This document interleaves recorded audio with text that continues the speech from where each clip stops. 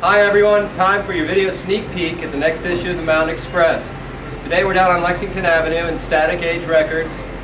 We're standing next to the rack of local music CDs. What brings us here, Rebecca?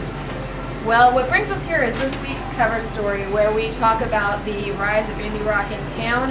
More smaller venues are booking more indie acts, but local, regional, and national. And we are looking at that in the context of Asheville's traditional roots type music roots, actually. So no more roots music in Asheville? No more. It's all over. No, the story will we'll just kind of get into some questions, and we also have some very funny photos that go with it. What else in the art section this week? Bluegrass band Boca Turnpike will be at the Colonial Theater in Canton, and the annuals will be at the Orange Room. So what's in the news section this week, John? We have a lot of news this week.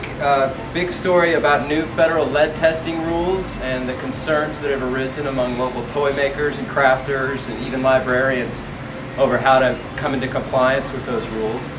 We've got more on the continuing URTV controversies about whether or not that public access channel is acting in accord with open meetings law.